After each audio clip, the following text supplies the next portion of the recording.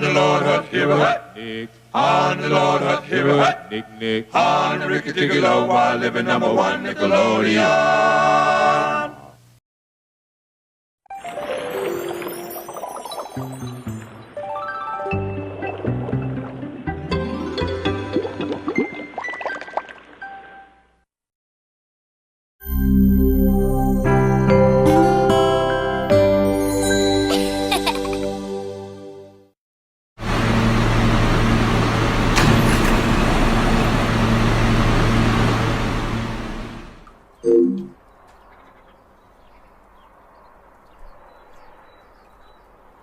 Well, Hops, we had another long day from work as a train conductor.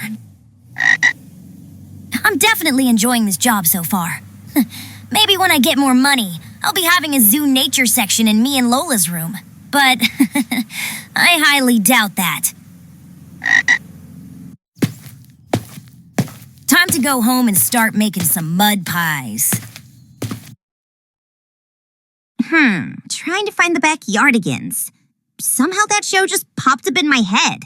I swear, if they have the audacity to remove that show... Oh, there it is.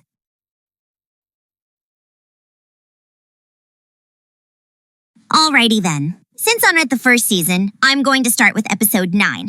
I do like the royal queen fashion, though. Guess who's back home from work, people? Oh, there's our little train conductor. Hey, Lana. And, oh, hey there, Hops. By the way, how was your day at work? It sure was a long day, but glad I managed to knock it out of the park. I was operating on the garbage train from the 38th Street Yard to the Grand Concourse Yard. Oh, well, that's very interesting. Oh, and I see you're watching the Backyardigans. And... oh, man. It's very tragic for their creator to go out like that. Yeah. I feel so bad for Pablo and the others. Their creator didn't deserve to die like this. First, Stephen Hillenburg, and now Janice Burgess? Man, those creators lived their good lives for so long. And if it wasn't for the Backyardigans and SpongeBob SquarePants, we wouldn't have the childhoods that still make us smile today. I agree. But let's all be grateful that their legacies will remain in people's hearts, since everyone grew up with both of those shows. Yeah, you do have a point there, lols. And, I don't think I've seen it. But what do you think about the reboot version? Horrible. Absolutely horrible. Like if I'm going to watch that Coco Melon reject. I watched a YouTube clip of that, and that was a huge middle finger to the original. Yeah, their imagery was totally a disrespect to the creator from what I can see. I'd rather watch The Amazing Digital Circus than watching that reboot. If you're talking about the actual series from Glitch and not the cringy content farms, then yeah, I'm totally with you on that. Yeah.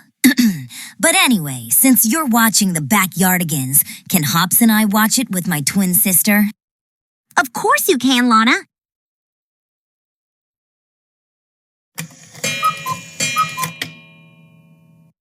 Well, looks like we watched the first season fully. Wow, now that's what I call memorable, especially with their iconic songs and their memes. Well, Hops, what do you think about this show? I'm glad you like it, little buddy. Hey, you know what? This gives me an idea. How about we make a positive review out of that show? I think this can definitely pay a nice tribute to their longtime creator. So, what do you say, sis? Sounds like a great idea, Lola. We'll be paying tribute to Janice in no time. So, with that being said, let's get the background set down in the basement. And Hops, feel free to browse on our TV, while me and Lols will handle this.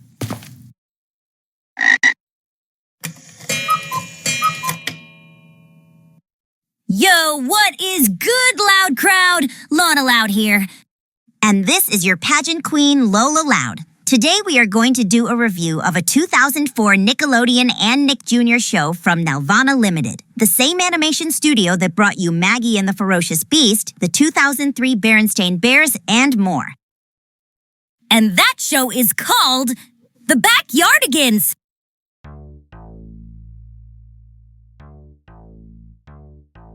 So, Lana, what do you think of this Nick Jr. show? For me, it's amazing and very entertaining. The memes were hilarious and their songs were catchy. You are so right about that, Lols. This show has a lot of fun and creativity, especially when the characters go on amazing adventures to use their imaginations in their backyard. How right you are, sis. But anyway, The Backyardigans originally aired on Nickelodeon, Nick Jr., Noggin, CBS, originally streamed on Netflix and Pluto TV, and currently streaming on Paramount+. The show begins with the 5 main characters: Pablo, Tyrone, Unica, Tasha, and Austin. They go on adventures while they're exploring their backyard, whenever it comes to using their imaginations. First, we begin with Pablo, who is the leader of the Backyardigans. He's a kind and a very artistic penguin. Sometimes he gets into panic attacks, which can be sometimes funny. Then we have Tyrone the Moose. Unlike Pablo, he doesn't get into any panic attacks. However, he usually takes his time and doesn't think quickly. Then we have Uniqua.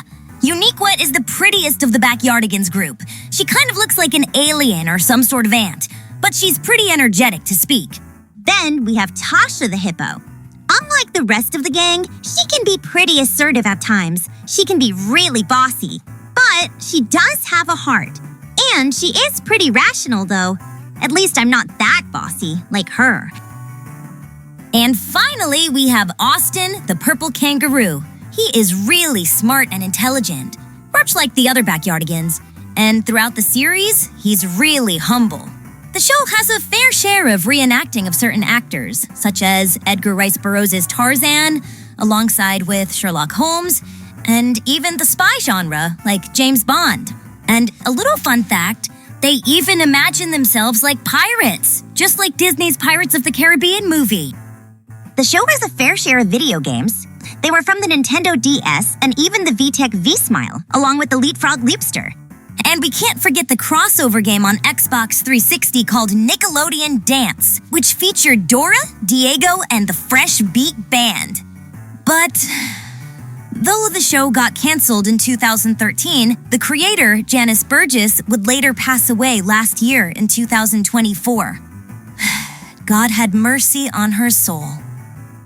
However, this show came back as a reboot. This reboot is a waste of time. Plus, it's even worse than the Dora reboot from 2024. Besides, Blue's Clues and You did better than this Cocomelon animation reject. Nick Jr. nowadays needs to step up their game and stop following that animation's footsteps. I mean, come on. At least be creative with the CGI graphics. But hey, at least the original series is on Paramount+, and this show is worth remembering.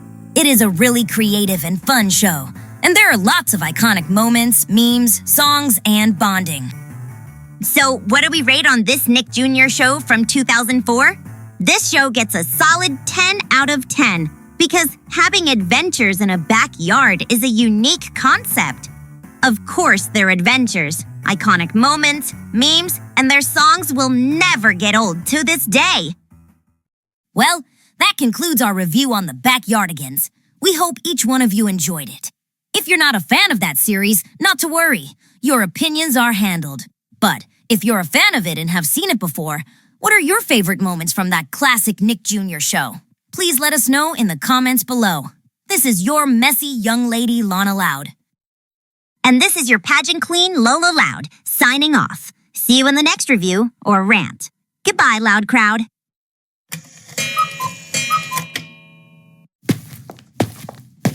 Well, Lola, glad we got that review out of the way. You said it, twin. Making that review is definitely worth it. I sure do hope that Janice will be looking down at us for the review we made, because she made the Backyardigans a hidden gem. It deserves lots of love. Even though it came out on Foster's home and Danny Phantom's year. But it sure do deserve its flowers. But anyway, now that the review is done, how about we'll watch more episodes of the Backyardigans? We will check out Season 2, and we'll eat dinner after that. Sounds like a great idea, Twin. Let us get to it.